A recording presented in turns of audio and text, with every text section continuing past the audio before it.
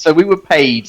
We're paid mercenaries coming to help some people do some stuff. So we came on a big airship, which was shot out of the sky, and there was like kind of like the main hero dude for these people was on the beach, and he was casting some really powerful spells. Mm-hmm. And then he got totally murderized by a big scythe-arm monster, so he ran away and hid in a cave, and killed some of the smaller scythe-arm monsters. And then we managed to infiltrate. Well, we didn't infiltrate. We walked up to the camp, which was the camp outside these tunnels, which was mostly empty. We found some evidence of people in the camp having done experiments on the monsters. And what we did is we decided to throw some red at... So then some monsters attacked us because we found the cave entrance. And what happened was, instead of sneaking in and trying to be stealthy, we basically just walked in and started kicking stuff around, which alerted the monsters to our presence. I believe you actually threw a candle. Threw a candle. Yeah. We did the whole kind of like, Fellowship of the Ring.gif. Yes. And so they came out, and what we noticed is they didn't come into the sunlight until we threw red and green liquid at them, which ends up healing them. But I managed to get the GM to let me do suggestion before he read up the rules, and suggested that they attack each other. So we managed to get away.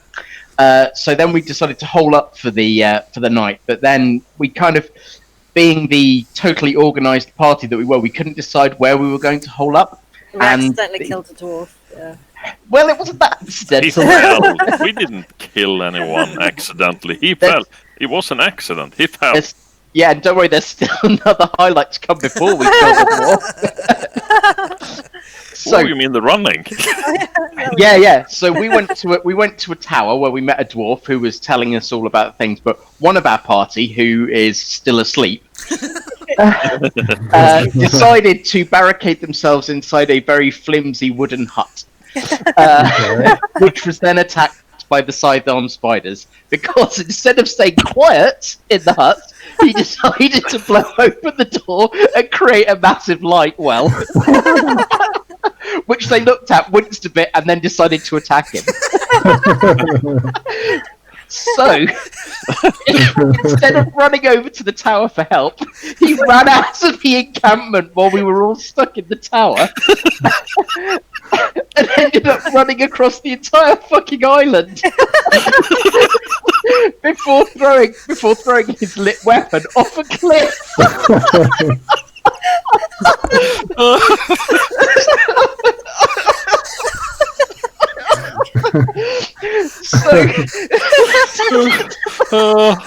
So then, weaponless, he managed to make his way back to the encampment, where we were trying to get him back into the tower. Funnily enough, the dwarf wasn't very keen to let us open the door to let him in, so we had to push the dwarf out. Can I make the little man fly? But he was holding on for dear life, so someone had to stamp on his feet. I'm gonna have to stop for a second. Oh dear. Okay, thanks guys. That's all for tonight. I can't take anymore. This was on night one of our incompetent journey. Yeah, that was actually one entire night. My days. The running around, throwing his weapon and then coming back, and us trying to save him. You missed, yeah. So you really had to be there. Oh my god. So yes. So basically, our first night was the most incompetent thing I think I've ever done in any gaming session ever. We didn't actually advance the story at all because we spent 2 hours with Paul. Yeah, that's true. With Paul Well, we healed some monsters first, and then Paul managed to lose his weapon, which the GM then kindly managed to get him a replacement one halfway through. We managed to kill one of the NPCs. Kindly let him live. Yeah. We managed to kill an NPC that had valuable information. The next day, we found something magical, which was going to be a clue to something. But we just decided we didn't pass the first test, so we just kind of ignored it and went somewhere else. Because that's what you do. So then we went back into the tunnels. A load of people. So we then found a door that was barricaded, and a load of people decided that they were just going to open the doors. I think, to be fair, they were under the control of one of the sunken puppeteers. Yes. So we both were, me and Heather. Yeah. So we opened the door. I was saying maybe we should stop them, and everyone else was like, "No, just let them open the door." This will remember this, because this will become relevant again later in the story. So the door opened, the sunken puppeteer erupted, and we had a fight with the sunken puppeteer. So we managed to defeat the sunken puppeteer, because fuck knows how, but we managed to anyway. I think the lightning gun was involved there, wasn't it? You might have missed the bit where Kate killed Mark. Oh yeah. Sorry, before that, before the lightning gun. So, in the long storied history of Rhubarbara and her longbow or crossbow, whatever it is. So, I think you've only shot us in the back 3 times during this quest. It's no more than 3. 2 of them have been fatal. So Rhubarbara also managed to get a lightning gun, which she then used to shoot us in the back. I think it was 2 or 3 of us in that fight, so that was good. So it was it was really effective. Yeah, Rhubarbara did more damage. Yeah, she did more damage than the mobs to us, which was quite impressive. So we managed to find through this process that combining a silver metal, which I can't remember, with a red and blue version of the liquid or light, creates an explosion. And we found a locked room. Oh Jesus, I can't believe I'm going to say this. So we found a locked door the other side of the cave to the sunken puppeteer. And we were like, oh, okay, so how are we going to get into this? We can't find a key. I don't know if we looked particularly hard, but we couldn't find a key. So we decided to stand next to the door, all of us, whilst someone put some silver in and poured some red and green liquid. The door blew up, and we took a lot of damage. And obviously the creatures heard and started coming for us. So we barricaded ourselves inside the sunken puppeteer room, hoped there wasn't another one, and went to sleep for the night. So the next morning we emerged from the room, didn't bother going to see what was in that room that we just blew ourselves up trying to get into. We just walked down the corridor, obviously, because there might have been loot or something useful for the quest. We fucking ignored it, don't need to worry about it, just walk straight past that door. So, oh god. So then we're walking down a corridor and we see a lever. Mark walks over to the lever, not you, Mark, the other Mark walks over to the lever, pulls the lever, and we get trapped in the area that we are at the moment. So there was some announcement basically saying, defense protocols activated, and you're all stuck in here until the adventure is over. So that was good. We then came to a room. Oh God! We came to a room that had some. I'm missing most of the narrative, but I think actually what we did was a lot funnier than the actual narrative. We came to a room that had a lot of steam, and there was electricity crackling because there was lots of the blue and the red and green liquid, and the silver metal was around. So instead of doing what the dungeon master assumed we were going to do, we kind of just walked into the room and took a load of shock damage. We also it was steam. It was steam. Yeah, but it was electric damage that we took because the steam was electrified. But yes, it was hot. It was hot and electric, I think. Basically, we took a lot of damage. And we didn't just do it once. We walked into that room 2 or 3 times. After identifying either a dinner plate or an elephant. Or an elephant. I was coming to that. did a perception check to see what we could see in there. Failed, obviously. It's this group.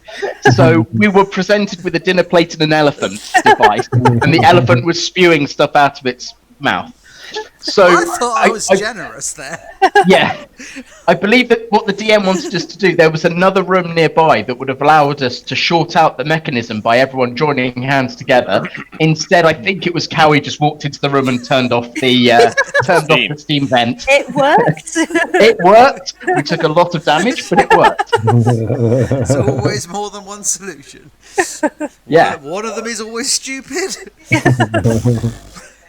I've So learned. Holding hands is stupid. yeah. So again, we didn't search any of the rooms to see if there was anything in it. We just kind of went straight on. We kind of ignored everything else that was going on, and then we came to a massive chasm that was unpassable. There's lots of monsters down at the bottom. So it was and we could hear kind of like noises coming from there. There were four levers, which someone correctly guessed would probably control a bridge mechanism. So instead of kind of doing it, in the way that you might expect to do it, someone just started pulling the levers, which brought one of the acid-spitting.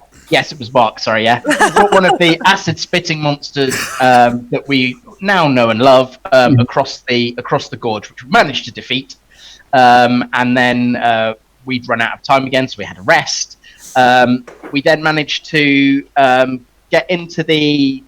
We then managed to work out how the bridge worked. We also realised, or the DM told us, I can't remember which one, is that effectively we could have killed the acid-spitting monster just by pulling one of the levers, because it turned it from horizontal to vertical, and it would have just thrown it into the abyss. So that was good. Always nice to know. So we managed to move it around so we could get into the dwarven city that we're now all in. And is this where we met those two objectionable dwarves? Yeah. Or was that later? No, that was now, yeah. That was the objectionable dwarfs. So we met two objectionable dwarves who started talking to us about the following. So I'm not the best person to fill in storyline gaps here. I'm just more doing the procedural. This is what happened in the episode. Don't ask me about a story arc. Just I'm just repeating what happened. So started talking about the following. They wanted to get one of the orbs of blah-de-blah or something, but they were very secretive. I think they were meant to tell us more story and help fill in some of the gaps, but they basically didn't tell us anything at all, and kept holding back all this really useful information. But we, oh god, so it took a long time for them to trust us enough to work with us to get us to a safe place. At that point, I'd come under the influence of a sunken puppeteer. Who really wanted me to let the sunken puppeteer into the room where we were holed up having a conversation. So I walked over to the door and opened it. No one stopped me. I just walked over, opened the door, threw it open, and the sunken puppeteer appeared. So that was good. And no lessons learned. No lessons learned, absolutely. There was then we had a fight. We then found, and we were then told that the Orby thing that they were looking for was down a corridor and kind of defended by some new creatures that we hadn't seen, and some that we had. So some of the big ones and some of the small ones, and then one that was like a queen bee thing, not a queen bee, like a queen alien. It was like kind of making new scythe-arm spider things. So we, in a kind of, this must have been because they were at the group, because I can't believe we would have done this off our own bat. So we kind of like organised an ambush for them. There was like a big ballista thing, so we pulled back the ballista and we had it all ready to fire. And then we got them to come down a corridor, and we managed to kettle it, so it was really difficult for them to get through. And we like murderized a few people, and then there was some screeching, and I managed, because I'm a bard, I seem to have utility coming out of my ass. I managed to silence the queen, which stopped her from doing like attacks and hatching and like kind of pulling more mobs towards her. So then we murderized the queen, and then the dwarfs got the little glowy orby thing that they wanted and gave us a big bar of that silver metal, which seems dangerous in our hands, but they gave it to us anyway. And then they pissed off. Iridium, right? Yeah, that's it. Iridium. But it's alright. So So then then they- get away later. Yeah. So then they pissed off, and we were like, oh, okay, fine. Yeah, that's apparently okay as well. We just let them have the orb without really them telling us why they wanted the orb or what they were going to do with it. We seemed to just assume that was fine. I told you what they wanted the orb for. Okay, I didn't listen then. It's even I written didn't down in the group chatty thing. Okay. Right. Well, what do they want it for? Because it's a part of the thing that can take the sunlight into the dwarven city. Yes. That's how they made it grow in there with food and stuff. So Yes. that would kill all these creatures that don't like the sun. Crazy! What? Where is it now? Yeah, Oh, the with two the dwarves dwarves. has it. Fucking hell!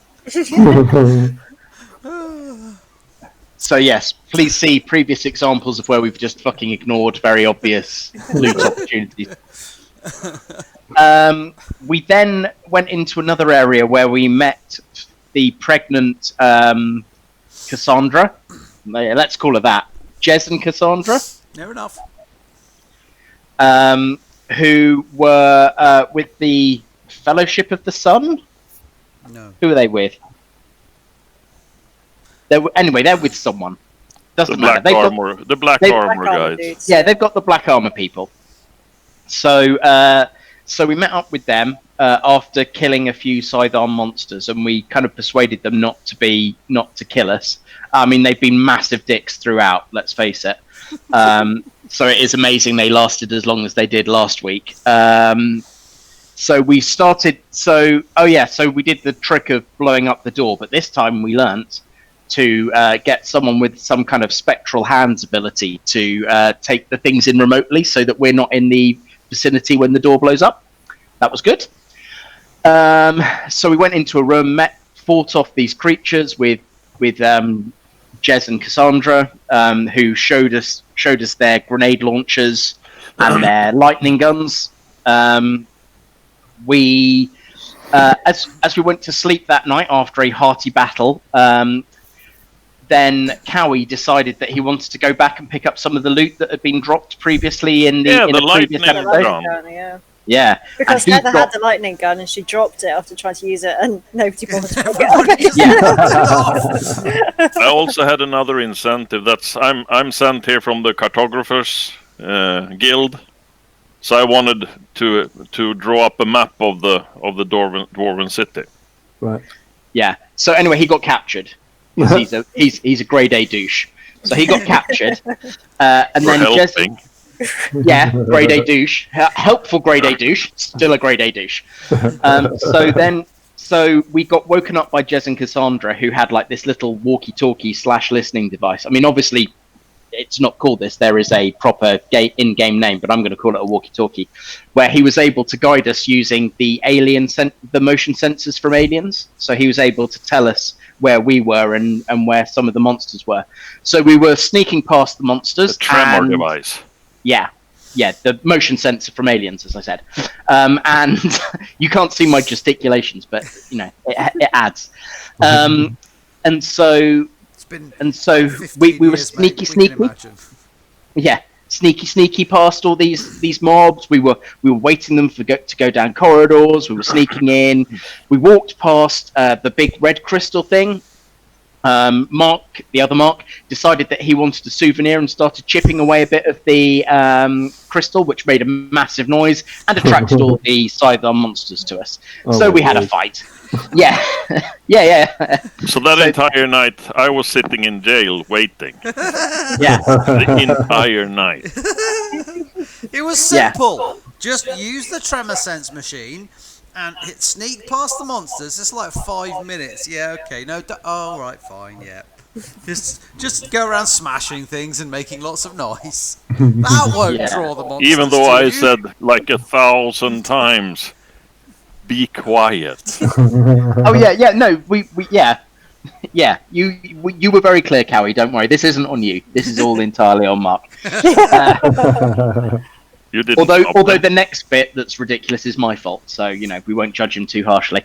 So we managed to fight off some of the monsters. We managed to then start sneaky again. So we went round a big underground lake, and then we got to a point where there was a building to the north, and we were going to the northeast, and we'd managed to detect that there was a sunken puppeteer under the ground in front of us. So instead of going through the building and trying to work our way around the sunken puppeteer, we just walked straight forward and decided to fight the sunken puppeteer because well done us.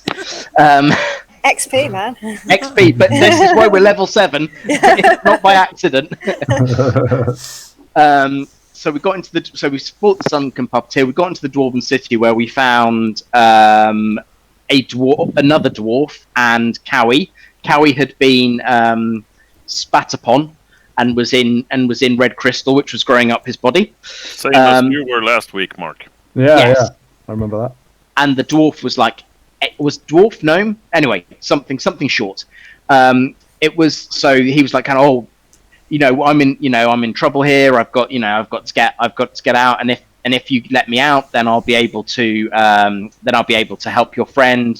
My workshop's just around the corner. I've got something to cure him. Seeing as we didn't have another narrative option at that point, we kind of believed him, and we then started talking to the dwarf guards. The dwarf king, and there was something. I had a document that I had found when I was out sneaking around, stating that the guy that was in charge of the dwarves were actually sentenced to death for treason. Yeah, so we managed to talk to the main lawmaker, and trying to get a private audience with him to kind of talk about it. Ed was doing all the lawyering at this point. I was staying well out of it, but luckily, we'd made ourselves. So Ed went in for the private meeting. I'd made a couple of us invisible as well, just in case something went down. So the lawmaker was there with the king. We told them about the arrest warrant, and the king basically said, "Well, no one will believe you if Muggins here isn't around anymore," and so stabbed him and to kill him. Which brought all the rest of the dwarves, but then I healed him, which made him stand up and not be dead. And the king was then banished, and we were given the freedom of the dwarf city or something. Anyway, we got a reward, and we got kind of potions that we've never used, a spell, a wand that we've never used, and a belt of dwarven might, which gives Mark, the other Mark, dark vision, which I don't think he's ever used. I got a great axe. Yes, and a great axe, which has been used. So, but that actually felt like quite a good evening. That felt like we'd actually done quite well that time, and that was all because Ed was lawyering for half an hour. Pretty good. That. So we then went back to Jez and Cassandra, and that was Paul and Heather had been asleep for a bit by then. So we then decided to try and press on. We convinced them to come and help us by basically saying, what's the point of dying here on your own if your best chance to get out is to come with us and help us. What happened to the other guy that you rescued with when you rescued Cowie? Oh, good point. Yes, thank you. So he repaid us. Oh, Jesus Christ. I remember. So he repaid us, and he took us to his workshop, and he got one of the vials of yellow liquid, and he poured it onto the red crystal, and the red crystal disappeared back. And Cowie was released from his bind. We then started talking to him for a bit, and I can't remember who it was, but someone was basically threatening to not let him leave, at which point he started casting spells at us, spells that hurt quite a lot. So we then let him leave. So he jumped into one of the, I don't know... Yeah, he was casting level 12 spells or something. He said he needed some of the silver iridium to complete the spell, and he wanted to take all of the silver iridium, and I said, are you sure you need to take all of the silver iridium? He said, yes. I said, you sure you don't need just a pinch? And I was saying to everyone else, I'm not sure I trust him. Are you sure we want to trust him? We give him all the silver iridium. Everyone was like, yeah. So we gave him all of the silver iridium, and he jumped into a mole machine and disappeared into the door. But, yeah, but only after you'd been threatening him. That was it. That was you were killing us again, weren't you? Because you but threatened him. the silver iridium he used to make the bomb that opened up for his lab. Yes, He made like a bomb, and he was telling someone how to use the spell, but he fooled us and gave us some other stupid spell thingy. Yeah, Said it was right. like water walking or something. Walking. Yeah, that's right. Yeah. Oh, fuck's sake. It was because we wanted to know how to make the yellow liquid, or wanted more yellow liquid. He started to get upset. I'm still raw about that. So anyway, he jumped in his mole machine and dug a tunnel, and we decided not to follow the tunnel and go into the that bit of the narrative. When we went back to Jez and Cassandra, we had a vote on the web page on, are we going to follow him into the tunnel, or are we going back to Ed and Cassandra? And everyone voted to go back to Ed and Cassandra. And the next turn, first thing everyone says, yeah, let's go down the tunnel. The DM has prepared for everything else but the tunnel. Yeah, you go down the tunnel. Strangely, it's a dead end after 5 feet. Go back to the following. It's full of monsters. Yeah, so went back to Jess and Cassandra, got them to come and help us. Then we went into the area that you found us in, although we'd done a bit of exploring in there first and fighting some stuff, and we found some drow who weren't very happy to see us, but they were also less happy to see the Scythe-Dom monsters. So whilst they were killing the monsters, we were kind of waiting and then killing them. And then we met you the next week, and so you're kind of all caught up now. Wow. Yes, I think that's over around. Yeah, you've got a good memory, dude. You do have a good memory. I couldn't remember even half of that. God. Well, it was kind of hidden, and then as I was going back through that first night, I was like, "Oh my God, yeah!" And then we did that, and then oh no, then we did that, and then oh Jesus, we did that. Yeah. So much younger, more naive. Same naive.